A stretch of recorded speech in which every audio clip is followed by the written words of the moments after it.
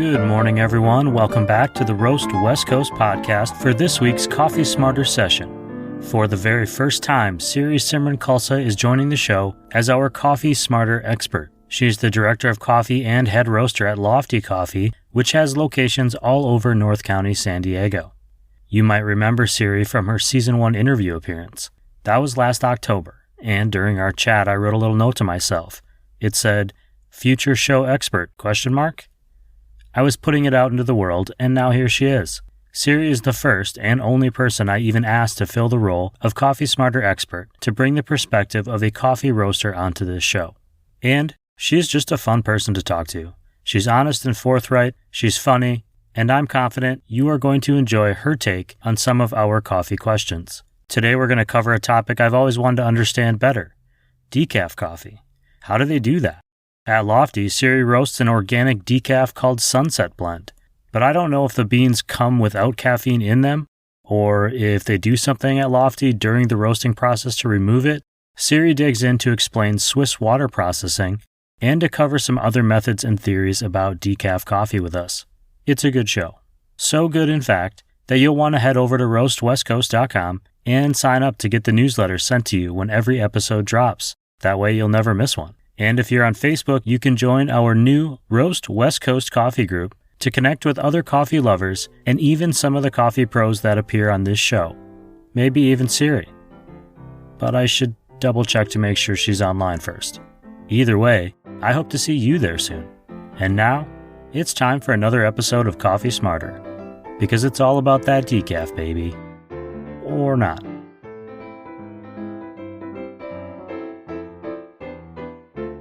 Siri, welcome back to the Roast West Coast podcast. It's great to see you again. Before I get started asking you questions to get us coffee smarter, to learn more about coffee, I want to ask about you. It's been a few months, maybe days, maybe years since we've spoken. It's hard to tell with the pandemic, which is hopefully coming to a phase out here since we've had a chance to catch up. How are you doing, and what is new at Lofty Coffee? Thank you so much for asking, Ryan. Actually, this has been a really exciting few months, both for my own professional growth as well as our teams at Lofty Coffee. We are opening our 6th cafe at the mid of May. So these last couple of months have really been in preparation for that. We're opening up in Carlsbad on State Street in the Village. And actually, I'm just getting off a 2.5-week intensive training with all of our leadership team, which was about 11 people. So that being our general managers and all of our cafe leads. And we at Lofty are a very small but mighty team. And with that, it means we just have to wear a lot of hats. So although my main job at Lofty is director of coffee, and I'm sourcing coffee and doing quality control and running our roasting program, the last 2.5 weeks I've been playing this trainer role, which I'm very comfortable in, and really training our leads not only how to do things, but then the whys and the ways to teach other people. So that has been really fun because I've just been working with a lot of amazing, passionate people who are really starting to understand and hone in on what it means to create a world-class coffee experience, which is one of our missions at Lofty, is to create something world-class and totally San Diego and something completely unique. So yeah, so that's what I've been completely immersed in. Well, I'm really personally excited about the new location because I could probably throw a stone into it from where I sit right now. Amazing. It's very close, so I'm hoping that can be a place that I'll walk down to you, get a coffee, walk down to Steady State, get a coffee. And by the time I get home, I'll be shaky and jittery and ready for the day. So that's great news. And now I'm going to just start asking you these really intense coffee questions so you can keep doing your job when you're not at your job. Perfect. Because we need this information. We need content. As I mentioned, I can drink too much coffee. I can more than one in a day, more than one stop. So I want to ask you about decaf. At Lofty Coffee, you guys make a Sunset organic decaf blend of beans. And I'm wondering, how do you take a coffee bean and make it decaf? It's not like a decaf grown bean, right? Like it's not a decaf tree or anything, Yeah. I'm assuming. I honestly don't know.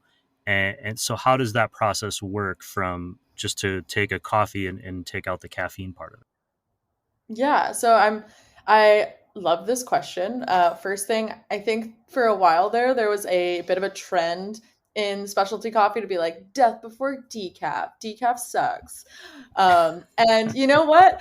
I I am so fascinated by decaf coffee because the consumers of decaf are what I'd like to call like the true coffee lovers because they're not drinking coffee to wake up in the morning or to like get that buzz that some of us need to get our day going, but they are actually drinking it because they enjoy the flavor of coffee. So, with that, when it comes to sourcing, one of my goals is to find really delicious, amazing decafs that are, when on the cupping table, taste just as good as all of our other coffees. And at Lofty, yeah, we our decaf is called our Sunset Organic Decaf, and the idea around that is that similar to all coffee, it is seasonal, and so to kind of keep the name similar and familiar to people, that's our name. But throughout the year, the origin of the coffee may change.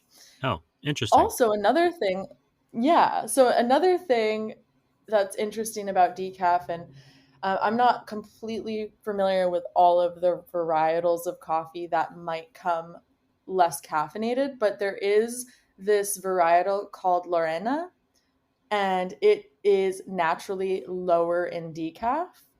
It's not 100% caffeine free, but like compared to like other varieties of coffee, it is a very low caffeine content. So it's almost like a natural decaf.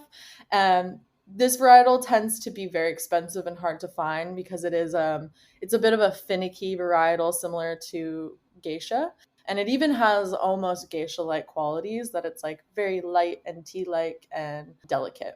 But on to like more decaf topics. So there's kind of a few different ways of decaffeinating coffee. And some of the more popular ways, there's one called ethyl acetate. And then there's one that is very popular within the specialty coffee realm, that being Swiss water process. And that's the one that I think I've heard of before. Yeah, so the Swiss water process, also precursor to decaf information. All I know about decaf is things I've researched online. And I would say specifically for Swiss water, there's sort of like no matter where you find, there's like the same language around it. So I feel like I have a good general idea of how it's decaffeinated, but like there's probably so much more that's happening that unless you're really a part of it, or you're like maybe learning from someone who's doing some things with Swiss water, they might be a little bit more knowledgeable. But to my understanding, Swiss water, they create what is called a green coffee extract, and they create it by soaking beans in pure water. And what that GCE is, it is essentially this solution that has coffee flavor and all this stuff in it. And and then when you're going to draw out caffeine from these coffees, so let's take green coffee beans, well, they'll put it in that GCE, and in that it will start to remove the flavor as well as the caffeine from the coffee beans, and other compounds. And then that GCE is filtered, and they filter out the caffeine using filters, and then they reintroduce that GCE back to the coffee beans to reintroduce the flavor and all those nice things we like about coffee. So that is a very brief understanding of what's going on with the Swiss water process. So I'm following. Essentially, they take the beans, they soak them, they extract both the caffeine and the flavor, and then they somehow put the flavor back into it. Is what we're talking about. Yeah, and when coffee is in that green form and it's soaked in water, it becomes porous. So through that, it's able to kind of exchange the compounds within it, to that Sure. water solution. That's really interesting. So, yeah, I agree. Go ahead. I It was looks like just you were going to going to ask say, a question. I always look confused to some extent. But since we are we are talking about that, the decaf part of it, my follow up question was about caffeine, and I think this is something that is commonly confused, and I know I don't really have an answer or know the right answer to it, which is with a caffeinated coffee, which is just a regular coffee being not decaffeinated. When it comes to you then in that form and you're going to roast it, does the style of roasting or then a step further the style of brewing impact the amount of caffeine that that coffee will generally have? Like I feel like some coffees I drink maybe give me more of a kick than other coffees, which I really notice because I Mm-hmm. don't generally need coffee to wake up in the morning. I just wake up in this Yeah. confused state, and so but I notice it a little bit more maybe with certain styles or certain whatever, and I haven't necessarily like taken notes on which are which, but I'm wondering if you know that the way that you treat that green bean and then the way we brew it matters. Yeah. So to clarify again, the question is the non-caffeinated, so regular coffee beans, through the roasting and brewing process, is a coffee going to have more or less caffeine? Right, will it impact the amount of caffeine or the amount of kick that that bean ultimately has for the drinker? So like you could say I'm going to roast it darker, lighter, medium, because I feel like I associate caffeine with medium or light or darker with the roast style, and that's probably ignorant, but I really have Yeah. no idea. Yeah, no, I love this question because I think there's a bit of debunking to unpack here. Because I do think through some marketing, there's been these essentially some myths made around this. And again, I haven't done the like scientific research on this, but I have theories, and to me it makes sense. So let's see if it makes sense to you, and maybe it makes sense to your listeners. So to my understanding, the darker that you're roasting a coffee, the more you are sort of degrading the structure of the coffee bean.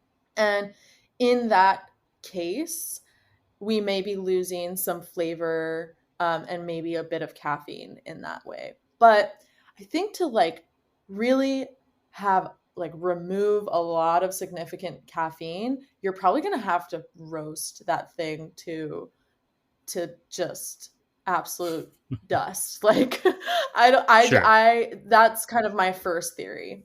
My second thought is that typically, like, let's say you have the same coffee and you have a lighter roast and a darker roast.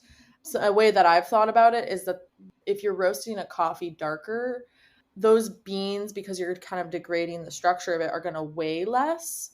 So let's say we're dosing out 20 grams of a lighter roasted coffee and 20 grams of a darker roasted coffee. You're going to have more coffee beans in that darker roasted coffee to that lighter roasted coffee, because that lighter roasted coffee is a little more dense. Sure. But because they have similar amount of caffeine per bean, my theory there is actually the darker roasted coffee might have more caffeine because you're putting literally more beans into your brew. Oh, Does that's that make interesting. sense? Yeah, absolutely. Yeah. That's something I notice when I'm grinding beans, and I only have one grinder at home and on multiples. So when I switch from one coffee to Hmm. the next, sometimes it's noticeable.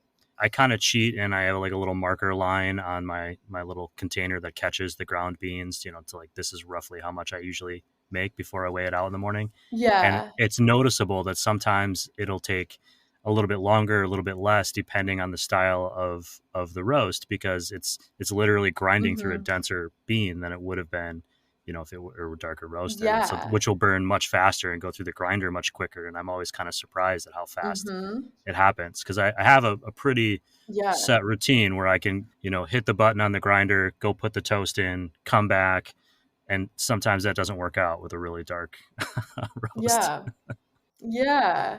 So, and then, I mean, now my whole brain thing is then, you have the roast level and the brewing, as you asked, where lighter roasted coffees tend to be a bit denser. So it's going to take a bit more to extract from them. Where on the other hand, that darker roasted coffee is more porous and more easily to extract. So it's like, I feel that the differences from a super dark roast to even a light roast is obviously they're vast differences, but I think if we're going to talk about exact caffeine content, I don't know if there's as much of a difference as people might theorize. Mm-hmm. And then I also think, what about the quality of the cup maybe makes the drinker feel like they're being more or less caffeinated? Oh, sure. The mental impact of it. Yeah, where also, like, for example, espresso. I hear this a lot, people being like, "Oh, I don't want espresso. That's like too much caffeine," or like that's too much. I'll just have a drip coffee. But remember, I was talking about that amount of coffee at Lofty Coffee. Our typical dose for espresso is 19 to 19 and a half grams of coffee, where our pour over is 24 grams of coffee. So in our espresso to our pour over, there's actually more coffee going into the pour over, but there's this illusion because we've made it less concentrated that it maybe is less caffeinated than this really concentrated espresso. So again, kind of this like how concentration plays in this idea of how caffeinated something is. Sure. I mean, and you think about an espresso being a much shorter burst of an experience, right? And you think, well, I'm drinking this coffee over a long amount of time, but it doesn't really matter because your body takes time to process that caffeine anyways. And so you're getting Yeah. more. That could lead down a whole rabbit hole of like hospitality marketing, like when I pick out plates at a restaurant I'm running and go, okay, well, I'm going to get the smaller plate because the food looks like it's bigger and people are happier. Or you could give people more food, but if the plate is too big, they'll be upset that they feel like they got ripped off because your brain makes these little connections in the places that you go to eat or drink. Absolutely. Well, Siri, thank you. I'm just thrilled to have you back on the show. It's great to see you again, to bring your roaster's perspective and your particular expertise to this season of Coffee Smarter Sessions. And I'm really looking forward to seeing you again soon. I am too. This is such a pleasure. I'm having so much fun. You can follow at Lofty Coffee Co. on Instagram to see Siri in action at work and to see what coffees are coming out of their roastery. She brings a new perspective to the show, and I can't thank her enough for offering up her time and expertise to educate us on coffee, in particular to educate me on coffee. She'll be back throughout Season 2 to cover topics like how the materials your brewing vessel is built out of impacts the flavor of your coffee, and how a roaster creates blends and what is trending in the industry. And if you were missing Chris O'Brien this week, don't panic. Don't panic.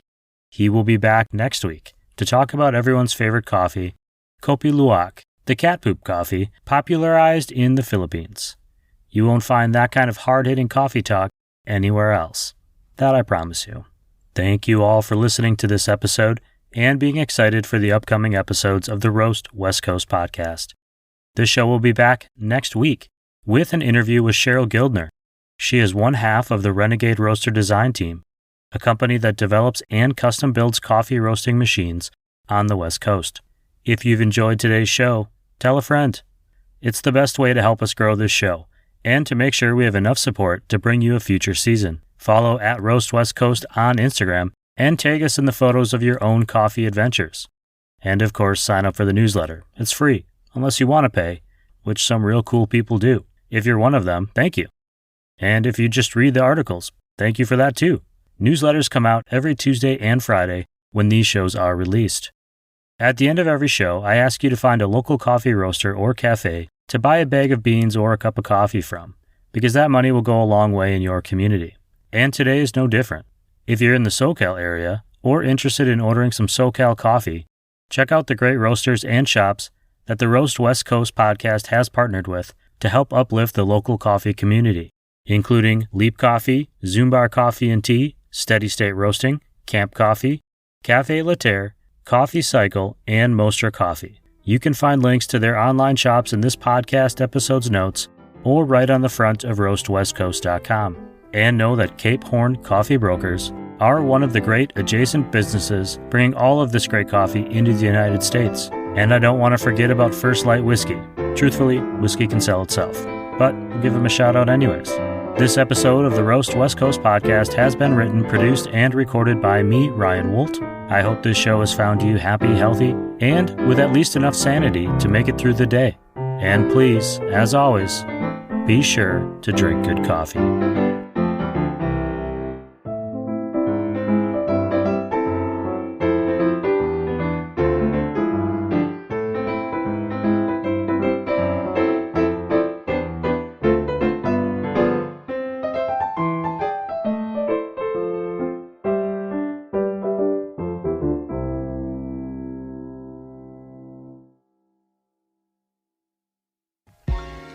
Hey everyone, this is Cody from San Diego's first and longest running local beer podcast, Beer Night in San Diego.